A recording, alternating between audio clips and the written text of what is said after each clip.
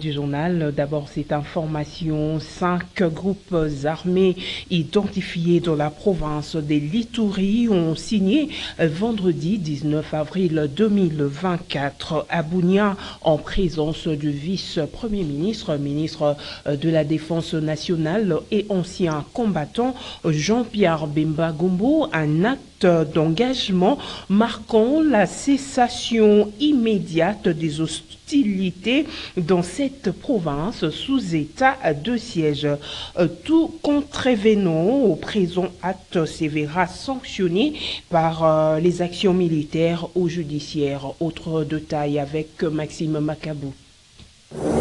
5 groupes armés identifiés dans la province de l'Ituri ont signé vendredi 19 avril 2024 à Bunia en présence du vice-premier ministre, ministre de la Défense nationale Jean-Pierre Bemba, un acte d'engagement marquant la cessation immédiate des hostilités dans cette province sous état de siège.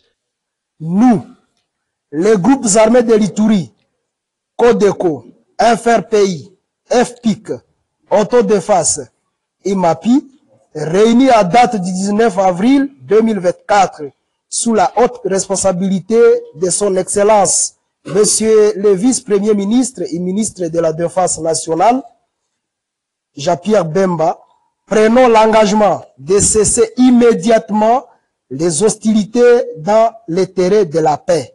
Notez bien, tout contrevenant au présent acte se verra sanctionné par les actions militaires ou judiciaires. Faites à Bunia le 19 avril 2024. Arrivé vendredi matin dans la ville de Bunia, chef-lieu de la province de l'Ituri, dans le cadre de l'évaluation de la situation sécuritaire dans cette province, le vice-premier ministre, ministre de la Défense nationale, Jean-Pierre Bemba, a réuni 31 membres issus de 5 groupes armés locaux actifs depuis la reprise des hostilités en 2017 pour examiner les motivations à la base de la reprise des armes dans la province de l'Ituri en dépit des accords de paix régulièrement conclus à Nairobi et dans les territoires des Aru. Ici pour continuer le processus pour définitivement mettre en place la paix, la sécurité ici dans tout l'Ituri. On a réuni tous les groupes armés. Il y a une déclaration qu'ils ont faite que vous allez avoir une copie et c'est ça qui est le plus important. La paix ici dans tout l'Ituri. Notez qu'outre les groupes armés, le VPM Bemba s'est également entretenu avec les différents responsables de forces vives, société civile, confessions religieuses, associations de jeunes, les femmes militaires et les représentants des communautés locales. Tous ont soumis au VPM de la Défense nationale leurs propositions pour la pacification de l'Ituri. Les discussions avec la délégation de groupes armés et autres couches socio-politiques se sont déroulées en présence du chef d'état-major général des forces armées de la République démocratique du Congo, chargé des opérations, le gouverneur militaire, le commandant de la 32e région militaire, ainsi que de beaucoup d'autres officiers généraux des forces armées de la République démocratique du Congo. Et puis dans un autre chapitre, sachez que le ticket de l'Union sacré dans la course au gouvernorat de la ville-province de Kinshasa a été présenté par les militants, cadres, députés provinciaux et nationaux, par le secrétaire général du mouvement de libération du Congo, MAIC Fidèle Babala, ce samedi 20 avril 2024. Fidèle Babala les a appelés à soutenir le ticket numéro 6, Daniel Bumba et Eddie Ieli. Autre détail dans ce reportage de Georges Libengue. Et montrer leur soutien au ticket de l'Union sacrée dans la course pour la conquête du gouvernorat de la ville de Kinshasa. Le duo Daniel Bumba et Eddie Ieli a été présenté aux militants et cadres du mouvement de libération du Congo, les candidats gouverneurs de la ville qui tiennent au relèvement de la métropole Kinshasa, le MNC, un parti de discipline, tous unis, ensemble avec ses députés provinciaux, ne jurent que sur l'élection du ticket numéro 6, Bumba Ieli, comme l'explique le président interfédéral ville de Kinshasa, Valentin Guiringo. MNC est porté. Motoyo, à propos de la candidature, il y a Eddie Ieli comme vice-gouverneur, c'est Kazandoki. Pour Moko. Et ça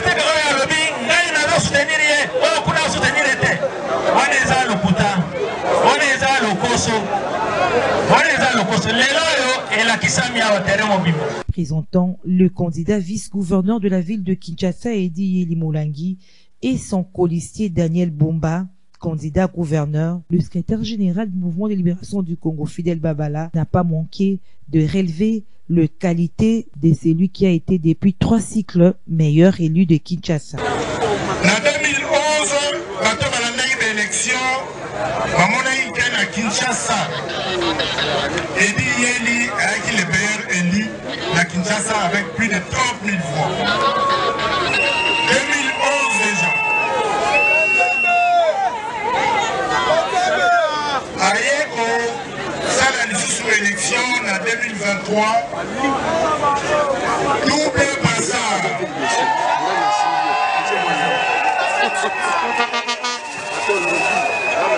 Maintenant, celui parlé, Azam Obadi a télé à Longyang. Les autres,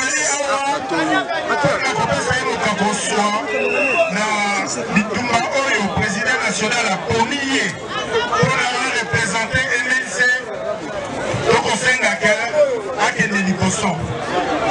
Le président national a remarqué dans le congrès de l'Union. Ensemble, nous sommes plus forts.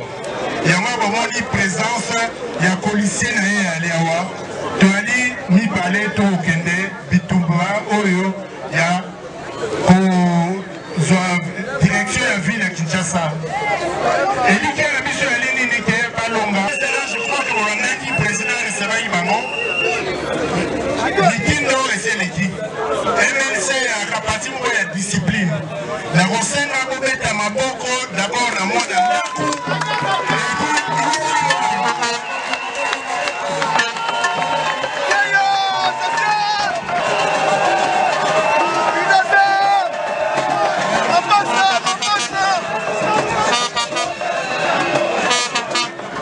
Face aux mots qui rongent la capitale et pour le relèvement de Kinshasa, le meilleur choix serait le mieux.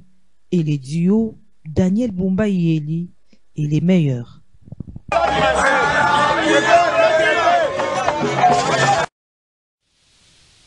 Et puis à l'Assemblée provinciale ville de Kinshasa, Lévi Mbuta a été élu président de cet organe délibérant ce samedi 20 avril 2024. Élu de la circonscription de Kimbanteke, Lévi Mbuta a obtenu 23 voix sur 43 votants. Et Pemba Chinyana a été élu vice-président. Mubengai a été élu questeur alors que Clovis Samba a remporté le poste de rapporteur adjoint avec 20 voix, chapeauté par André Kongolo qui va assurer comme rapporteur principal avec 43 voix. Notez que ces votes s'est tenu sous la présence du président du bureau d'âge qui avait proposé le report de ces élections dans le cadre de consultations qu'elle mène pour constituer son équipe. La première ministre Judith Souminois a eu des échanges ce samedi 20 avril 2024 avec les organisations féminines dans leur diversité. Les femmes ont fait plusieurs propositions à la chef de l'exécutif national dont l'objectif de la pousser à former un gouvernement qui évitera les erreurs du passé. Suivez. Nous voulions que les personnes vivant avec handicap soit dans toutes les structures de la République et nous avons demandé à ce qu'il y ait un ministère. Le ministère ne pouvait pas être ensemble, donc c'est-à-dire n'avoir que des personnes handicapées à son sein, mais d'avoir aussi les personnes apparemment valides. Mais là n'était pas l'idée. L'idée c'était que les personnes vivant avec handicap soit ministre du budget, soit ministre de la décentralisation, pourquoi pas un conseiller spécial en matière du handicap, etc., après la présidence de la République. Nous avons aussi informé la Première ministre par rapport aux besoins des femmes déplacées dans les camps. Comme vous le savez, les conditions de vie dans les camps, c'est vraiment dégradant. Donc il est plus que temps que le gouvernement puisse offrir des abris convenables pour ces femmes et ces familles qui sont dans les camps. Aussi la nourriture et tout le reste. Et nous avons informé que les femmes dans les camps ont insisté que elles veulent que leurs enfants puissent retourner à l'école rapidement. Elles ne veulent pas supporter que les enfants restent déscolarisés. Nous avons aussi soulevé la question des violences sexuelles qui est en hausse en ce moment, partout dans notre pays et particulièrement autour des camps de déplacés. Elle s'ouvre aux forces sociales, quelque chose de très important parce que nous pensons que les compétences, l'expertise, ce n'est pas seulement dans les partis politiques et regroupements politiques, c'est partout. Et particulièrement dans les femmes aussi, il y a des compétences, il y a de l'expertise. Elle a reçu diverses organisations de femmes, elle nous a reçus, elle a présenté l'architecture du gouvernement, enfin du programme du gouvernement à venir. Nous avons écouté, nous avons donné nos avis et considérations. Nous avons surtout senti que, comme dit Michelle Bachelet, l'ancienne présidente du Chili, que quand il y a des femmes en politique, en tout cas, il y a de la qualité.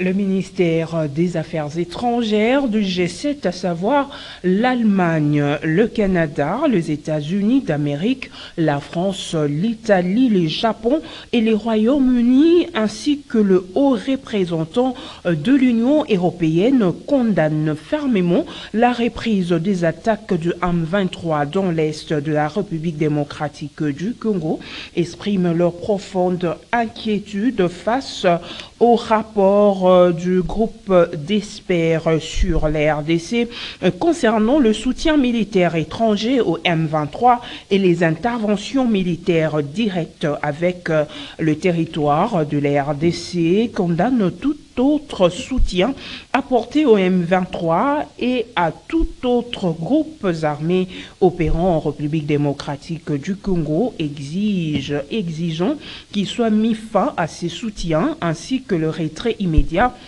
de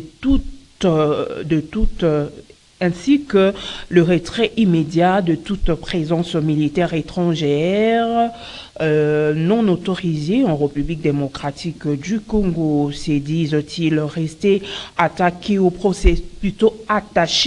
processus de Luanda et de Nairobi pour parvenir à une solution diplomatique négociée au conflit. Il exige la cessation immédiate des hostilités et de toute nouvelle avancée du M23 ainsi que son retrait de toutes les zones occupées et comme convenu dans le cadre du processus de Luanda approuvé par l'Union africaine.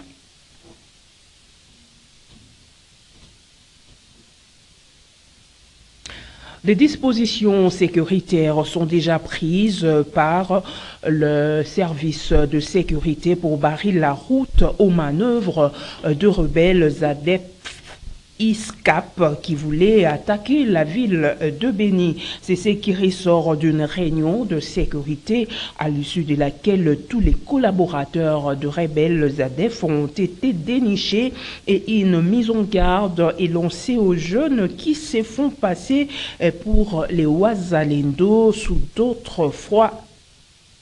Reportage.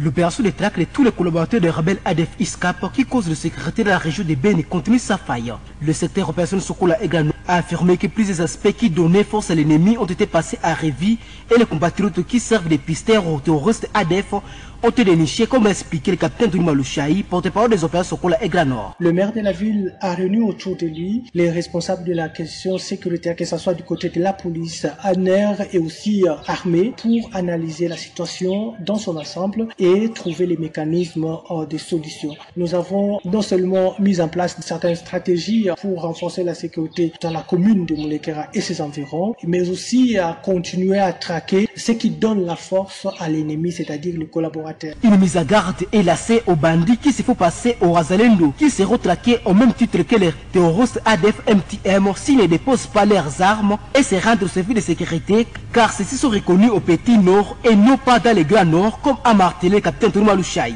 Chez nous, dans le secteur opérationnel Sokola 1 Grand Nord, il n'y a pas les Maïmaï, et les Maïmaï là sont hostiles aux forces de défense et de sécurité. C'est encore trop fort d'utiliser les termes Wazalendo, parce que Wazalendo c'est un patriote. Un patriote ne peut pas s'attaquer à son armée. Un patriote accompagne son militaire, son armée dans la défense de son pays, de sa population. Des terroristes qui tuent la population. Nous ne pouvons jamais les appeler les Wazalendo et nous sommes en train de les traquer comme tout terroriste. Rappelons que la ville de Béni dans sa commune de Moulekira a été secouée par les incursions de rebelles ADF qui a causé les pertes à vies humaines, créant ainsi le déplacement de la population vers les milieux jugés sécurisés.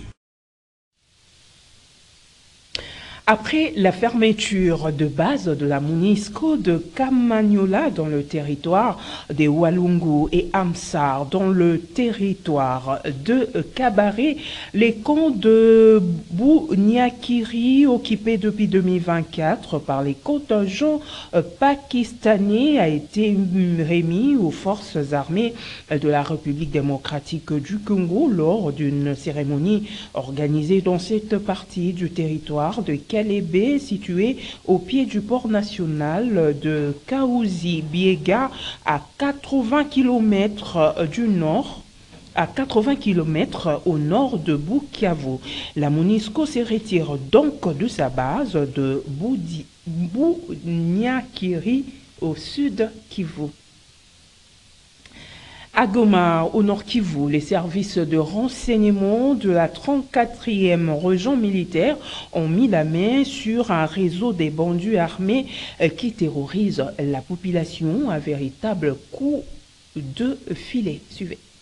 Le service de renseignement de la 34e région militaire a réussi à intercepter 6 Jeep Land Cruiser prises pour une prétendue location par une tierce personne au nom d'une organisation inconnue. Ces véhicules dont les propriétaires n'avaient plus de nouvelles depuis 4 mois parce que cachés quelque part ici à Goma par l'individu susévoqué ont été présentés à la presse par les commandants de la 34e région militaire, le général-major Alain Bianitete Tianzambe. Je crois que, comme vous allez le constater, ces jeunes gens ici se sont spécialisés pendant que la ville de Goma est dans les sécurités qu'on décrit ces derniers temps.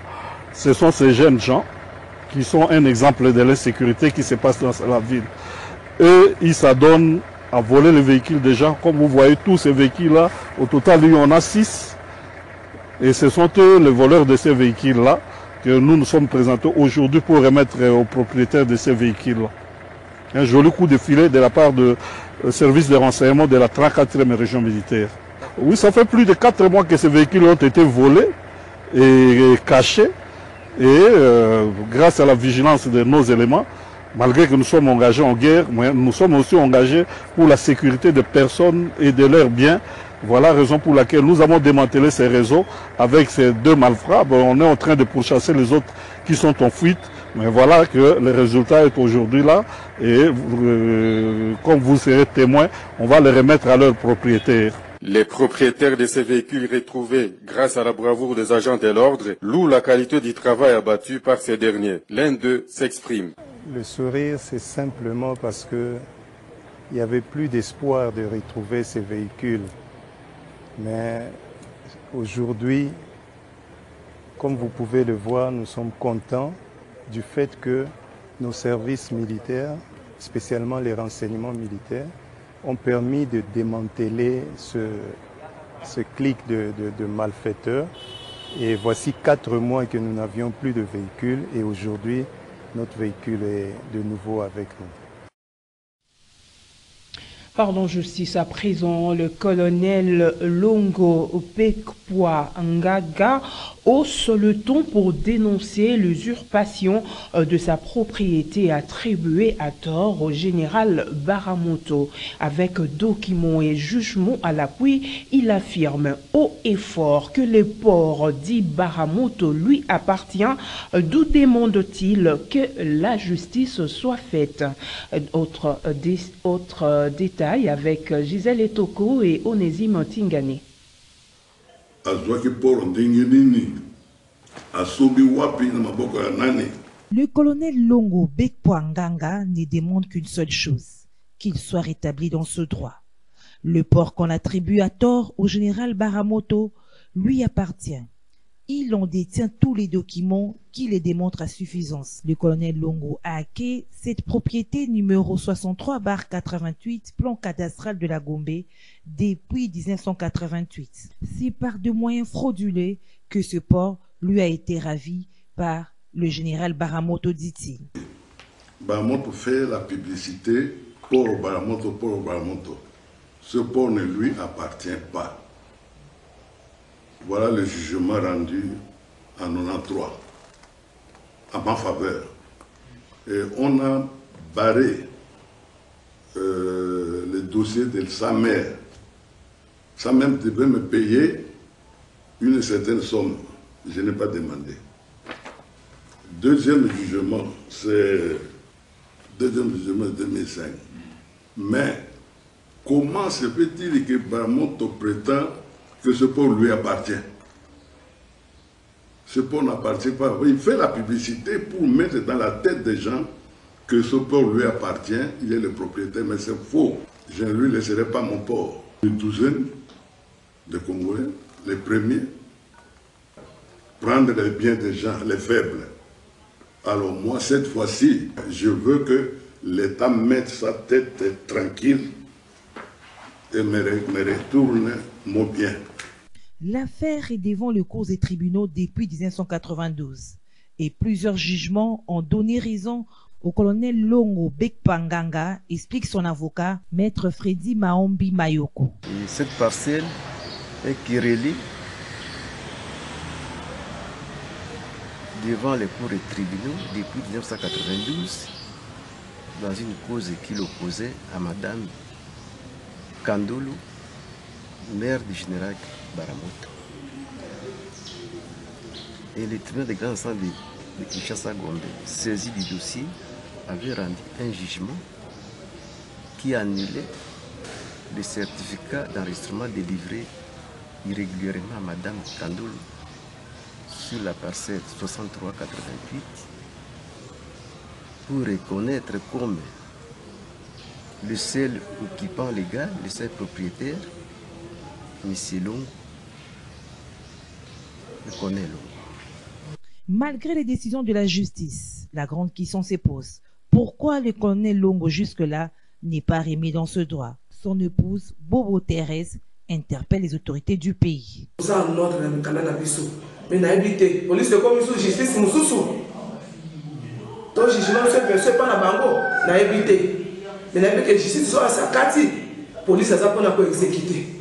Mais comment la police a commis sous compliqué biso to comprendre tes années basengi biso bambongo basengi to pesa to pesi mais le loyo to comprendre to juste ça nini papa nga mama na leli pa na yo tala likambo oyo talela ngai talela likambo oyo lokola ke bamoni ke biso to za mbongo te ba o baza mbongo nde bazona biso bazui batie biso sima.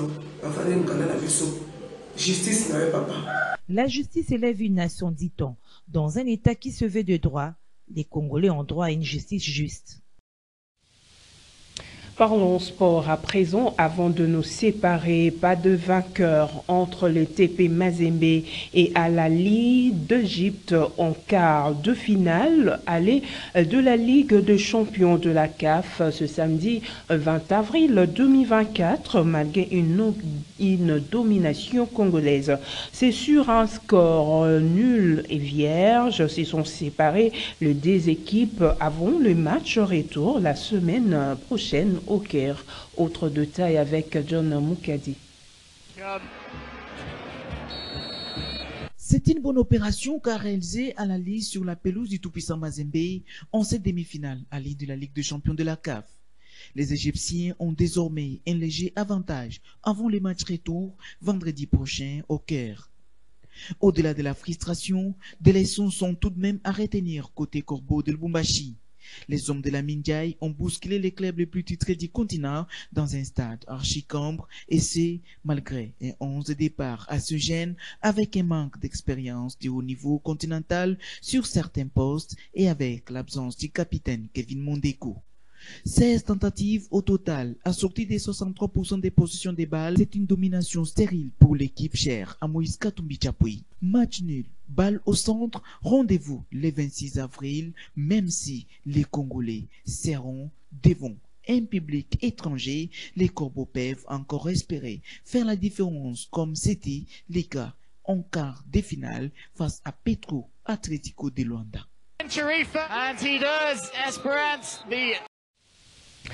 Mesdames, Messieurs, ce journal est terminé. Merci de votre